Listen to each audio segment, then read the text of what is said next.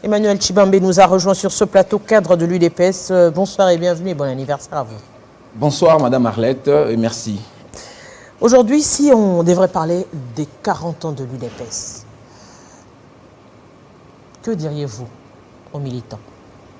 D'abord, je dirais qu'il y a eu un certain 15 février 1982, quelques compatriotes qui avaient pris ce courage-là de pouvoir dire non au feu président Mobutu, Joseph Mobutu Sese Seko, qui avait pris le courage de dire que la manière de diriger ne valait plus la peine. Donc il fallait changer le narratif, il fallait changer le mode de gouvernance. Donc c'est une œuvre de l'UDPS, premièrement. Deuxièmement, je dirais, je suis fier, c'est grâce à l'UDPS, aujourd'hui, tout le monde, comme l'a dit mon prédécesseur, tout le monde peut critiquer un chef de l'État et rentrer chez lui librement, sans pour autant qu'il soit inquiété par des services de sécurité qui jadis... Laissez-moi finir, madame, c'est très important parce que vous m'avez posé des questions qui sont importantes, qui nécessitent forcément des réponses également importantes. Donc ça veut dire que vous pouvez aujourd'hui discuter, même dans un bus, sans pour autant que vous ayez ce réflexe pavlovien disant que non, je pourrais être inquiété. Donc nous l'avons vécu dans les années passées.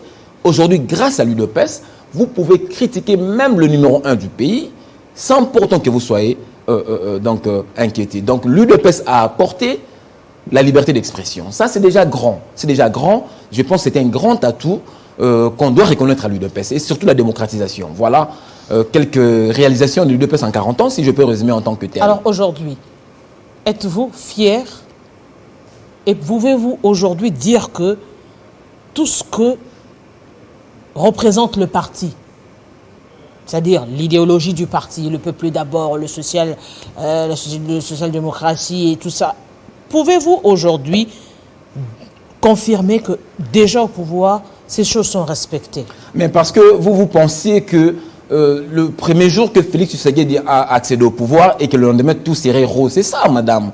Nous devons quitter cette zone-là.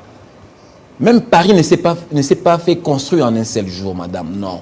Même les enfants d'Israël, il lui fallut 40 ans qu'ils puissent trouver le salut, madame.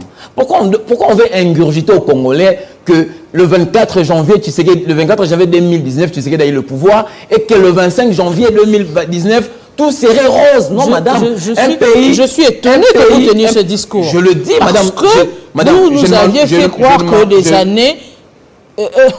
les années passées, que cela était impossible. C'est tout un programme. Ça veut dire que nous avons hérité d'un pays exsangue depuis plusieurs décennies, madame. Plusieurs décennies. Je ne sais pas par quelle alchimie nous, l'UDPS, aujourd'hui au pouvoir, et que demain, tout devienne rose. Non, madame, c'est pas ça. Nous avons un programme. Le chef de l'État, Félix Tshisekedi, souvenez-vous. Moi j'étais dans la salle ces jours-là à Béatrice Hôtel. J'ai vu même les reporters de Télé 50 venir couvrir le programme du chef d'État à l'hôtel Béatrice. Il a dit, j'ai un programme, je présente de ça. J'ai un programme de ça que je présente à la population. Ça veut dire qu'il faut attendre que le temps lui soit permis de pouvoir réaliser à 100%. Mais madame, puisque vous voulez évaluer Tshisekedi dans 3 ans, il ne faut pas oublier, il n'a pas encore fait 5 ans. On évalue l'UDPS. Non, c'est ça. Non, c'est le pouvoir de Félix Tshisekedi que vous voulez évaluer dans 5 ans, dans 3 ans, madame. Soit on est envers nous. On ne peut pas tout faire dans 3 ans. On ne peut pas tout faire en 3 ans.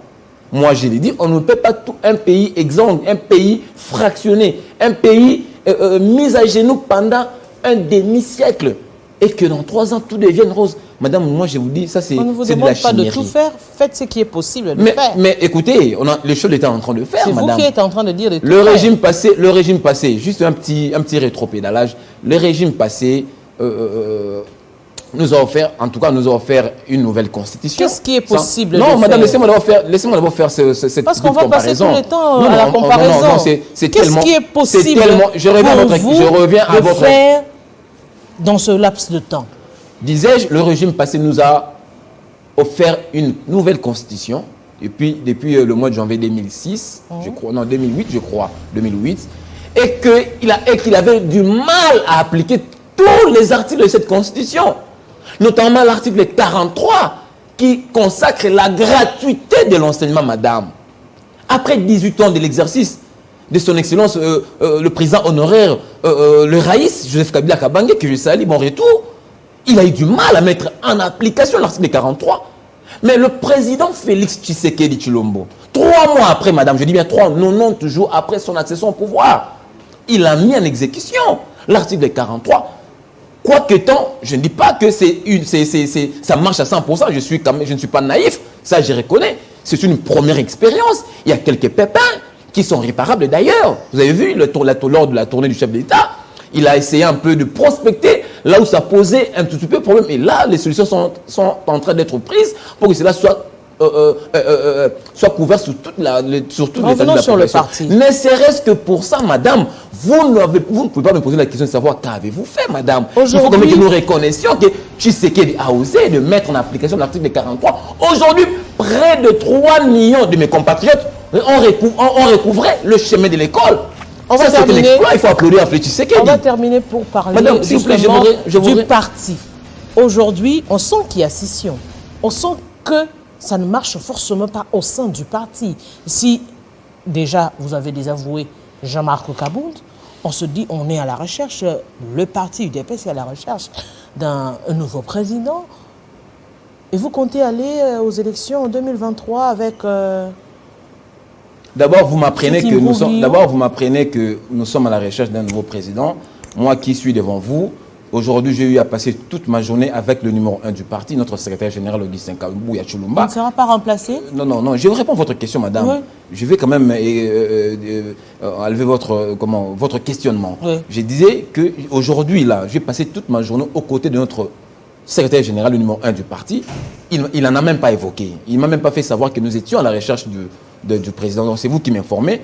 Je ne sais pas où est-ce que vous tirez cette information. À ma connaissance, je sais que le parti va bon train.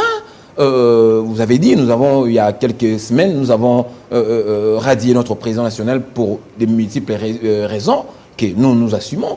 Et qu'actuellement, le parti est dirigé par le secrétaire général, il n'y a aucun problème. Je voudrais par rapport à ça rappeler, j'ai suivi avec attention mon prédécesseur qui est intervenu ici avec des explications très claires, très nettes, mais je voudrais juste apporter un éclairage quand il parlait du triumvirat. Bientôt il y aura un triumvirat. Non, ça n'est nullement le cas. C'est pourquoi moi je vous envoie, même mon prédécesseur, ainsi que vous, madame, vous êtes des historiens du présent, même du passé. Je renvoie tout le monde et tout le peuple, l'ensemble du peuple congolais, à pouvoir faire usage du contenu de notre statut à son article 26. On parle du triumvirat lorsqu'il y a nécessité d'organiser un congrès au sein du parti. C'est à un moment-là qu'on parle du triumvirat et avec une durée de 30 jours, madame. Il faut que les gens fassent usage du contenu de notre statut à son article 26. Donc, à l'heure actuelle, nous ne souffrons d'aucun problème de congrès. Donc, il n'y a pas question, il n'y a nullement question de triumvirat. Le parti est dirigé, vous avez vu comment est-ce qu'on a intronisé Augustin Kabouya Tshilomba Monabouté comme patron du parti. Donc, il n'y a pas question de triumvirat. Donc, c'était justement ça. Et je vous dis, madame, par rapport à votre question, nous sommes là, nous sommes droits dans nos bottes. Et nous sommes tous sous la conduite de notre secrétaire général qui mène les choses à bon port. Et nous sommes derrière lui, nous allons l'accompagner pour atteindre les objectifs du parti, pour faire élire notre chef du parti, notre chef, et surtout faire valoir toutes les actions du chef ainsi que de notre parti politique. Voilà. Grand merci à vous, Emmanuel Tshibambe. Je rappelle que vous êtes au cadre de l'UDPS, Union pour la démocratie et le progrès social, qui célèbre ses 40 ans d'existence aujourd'hui. Oui. Nous sommes arrivés à la fin, mes téléspectateurs. Nous avions parlé des 40 ans de l'UDPS, entre divergences et scissions, mais surtout que retenir quelles sont justement les richesses, mais aussi les faiblesses de ce parti. Nous l'avons évoqué avec M. Henri Mutombo, mais aussi avec M. Emmanuel Tshibambe. Nous avions aussi parlé de la marche du 16 février 1992. Que retenir de cette marche? C'était avec M. Symphorien Mansaka. Eh bien, tout de suite, c'est le plateau spécial avec Jean-Marie Kersomba pour le sommet de l'Union européenne, Union africaine. À très bientôt.